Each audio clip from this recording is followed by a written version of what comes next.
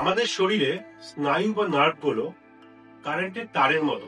যেমন কারেন্টের তারের মধ্যে দিয়ে কারেন্ট চলে, সেরকমই আমাদের নার্ভের মধ্যে দিয়ে কিন্তু ইলেকট্রিক্যাল ইম্পালস চলে। যদি কোনো কারণে এই নার্ভ ক্ষতিগ্রস্ত হয়, যেমন কোনো চাপ খেলো বা ডায়াবেটিস জনিত কারণে যদি এই নার্ভ ড্যামেজড হয়, তখন কিন্তু আমরা একটা পরীক্ষা করি যার নাম হচ্ছে নার্ভ কন্ডাকশন ভেলোসিটি বা এনসিভি। এক্ষেত্রে খুব অল্প পরিমাণ কারেন্ট আপনার নার্ভের উপরে অ্যাপ্লাই করা হয়।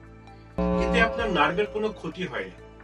আপনি একটু ঝাঁকুনি অনুভব করতে পারেন এবং তারপরে দেখা হয় যে কত তাড়াতাড়ি নার্ভ আপনার এই ইলেকট্রিক্যাল ইম্পালসটাকে ক্যারি করছে। যদি আপনার নার্ভ কোনোভাবে ড্যামেজড হয়, সেটা হতে পারে ডায়াবেটিস জনিত কারণে বা কোনো রকমের স্পন্ডাইলোসিস জনিত কারণে, তখন কিন্তু এই ইলেকট্রিক্যাল ইম্পালসটা ব্লকড হয় বা অনেক কমে যায়।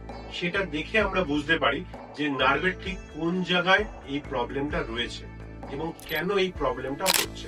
যদি আপনি অনেক দিন ধরে আপনার হাতে বা পায়ে জ্বালা অনুভব করছেন, অসাড়তা বা ঝিনঝিন অনুভব করছেন, তখন কিন্তু আপনি আপনার নিকটবর্তী নিউরোলজিস্ট অথবা নিউরোসার্জনকে দেখাতে পারেন এবং উনি প্রয়োজন মতো এই নার্ভ কন্ডাকশন ভেলোসিটি টেস্টটি অ্যাডভাইস করতে পারেন। সুতরাং আমি পরিশেষে এটাই বলতে চাই যে নার্ভ কন্ডাকশন ভেলোসিটি টেস্টটি হলো আপনার নার্ভের হেলথ চেকআপ।